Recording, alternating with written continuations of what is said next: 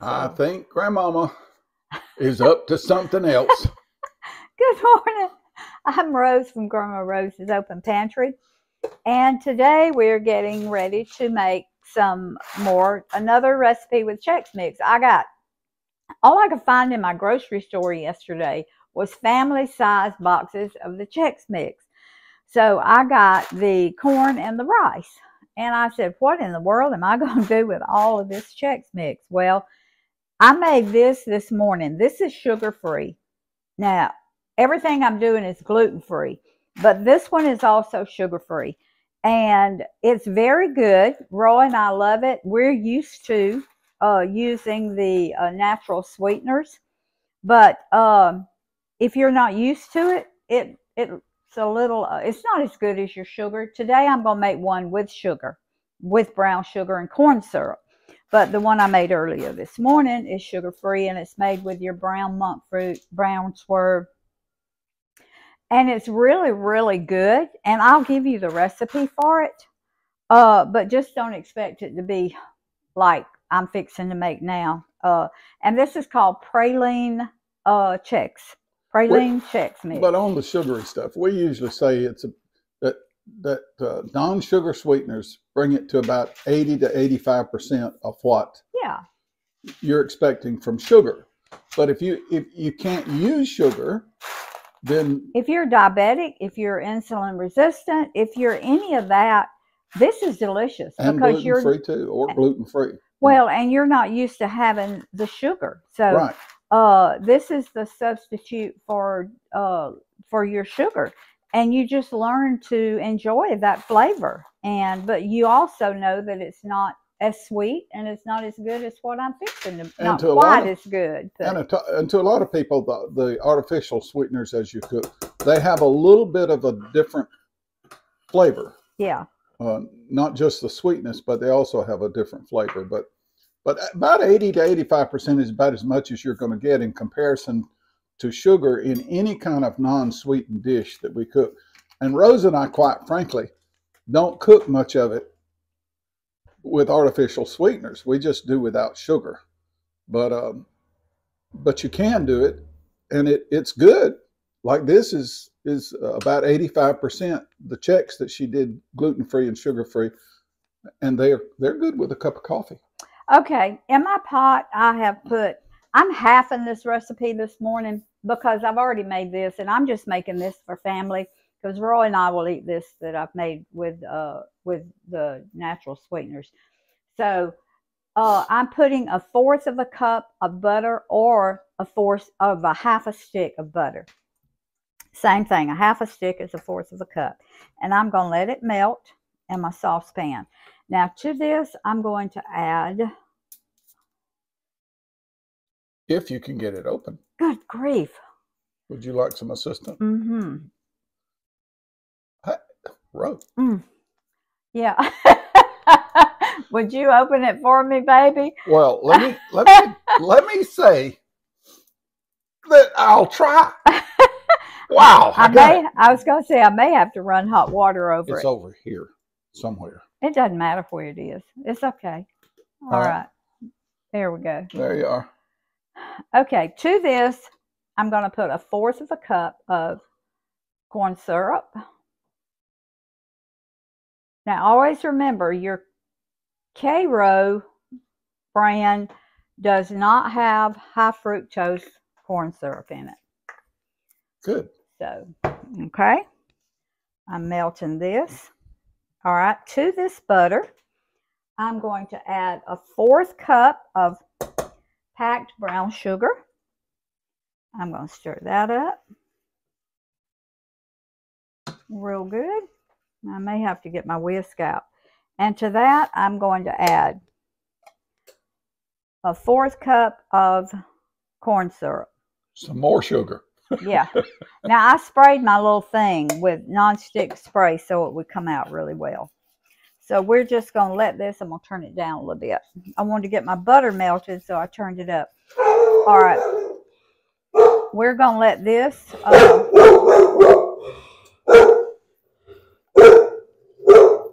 come.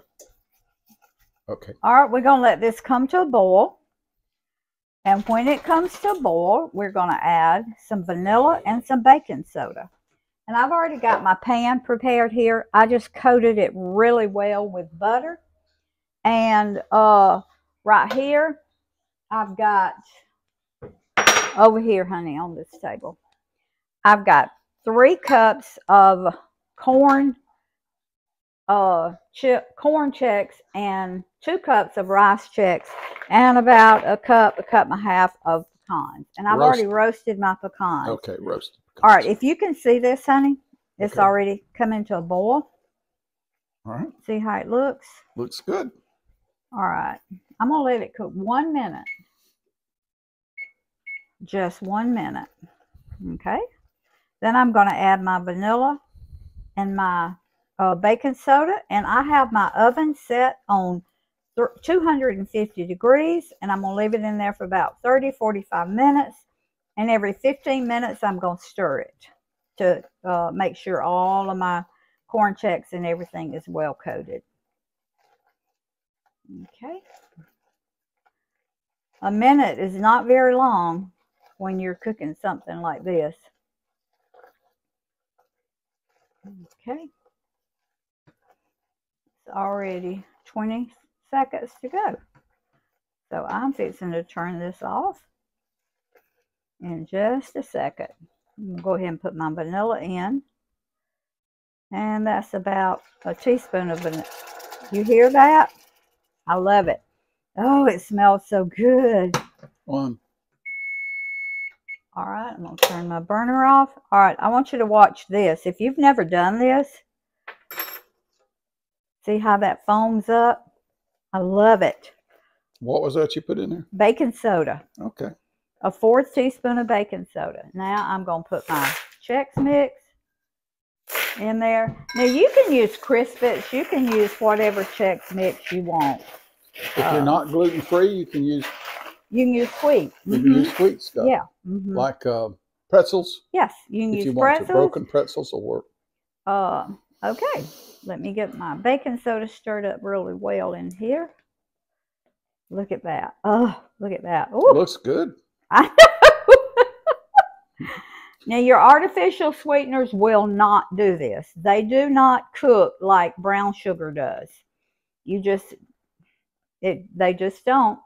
And so, all right, I'm going to put this on here like so. And then I'm going to stir it around, coat it really good. Now remember, this is called praline, so it's going to be well coated with your mixture. And it's going to be scrumptious, I can tell you right now. And I roasted my pecans a little bit because I made some Chex Mix yesterday, the savory kind with salt, and I didn't roast my pecans prior.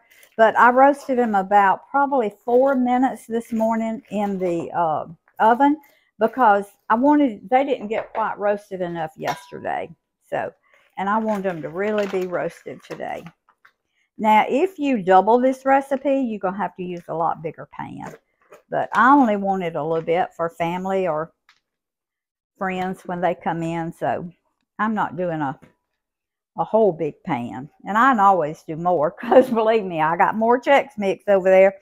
I'm going to have to find something else to do with it. But here, if we make anything with sugar and we make any that, we can't have any left over because we don't eat it. Right. Unless we're going to give it to somebody. I give it away. Yeah. So, okay.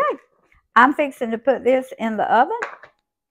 And my oven is set at 250 degrees. And every 15 minutes, I'm going to toss it. And because I'm halving the recipe, it may take 30 minutes, may take 40. I'll see how long it takes. But when it gets ready, I'll bring you back. And I may come back one time, when I'm tossing it, but I may not. So it's now, if you want to see how to do it in the microwave, go to our video that we put up yesterday, right? Now, I don't know that you can do this one I've never done this particular one in the microwave.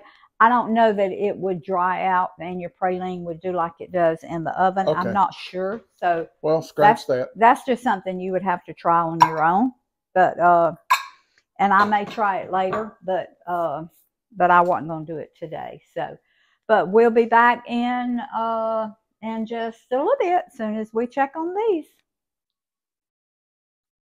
Tasty looking stuff. Okay, this is our praline Chex mix, and I am going to stir it a little bit more. It's getting hard, but what you do is when it cools, it's still real hot. When it cools, you just kind of break it apart like this. And I store mine in now it's not like your other. It's not going to be loose, and it's going to be kind of like peanut brittle. Because this is real sugar. And this is real sugar. So you just have to break it apart and like this. And you probably need to do it while it's still a little warm. In fact, it feels and tastes a little bit like it does. And what I'll do, I'll store it in a little jar like this, or I'll give it as a present. Be careful now because it's hot, but you don't have to do it when it's hot, because if you wait till it gets cold, I think it would be hard to break apart like this. So I'm just kind of using my fingers, going under it with this spatula. Probably need your metal spatula. Yeah, but it's in the sink because I already used it. So, but you just go under there and see how it comes up, kind of like peanut brittle would. Yeah. And then you just kind of break. You can either leave it in chunks. Now, I would love to get a chunk like that and eat it. Or you can break it apart. Any way you want to do it. And when it cools, I'm going to store it in a jar like this, or this is my favorite one right here. Now, this is the one I made yesterday, the savory one. And so I just store it in an airtight jar like this. But if I'm going to give it as a gift, I do it in a smaller thing like this. So this is our praline Chex mix. And I'm cheating, but oh man. You just put sugar in your mouth, Rose. I know. But I have to taste for the audience. So they'll know that it's really good. Famous last words of a no sugar person. Okay.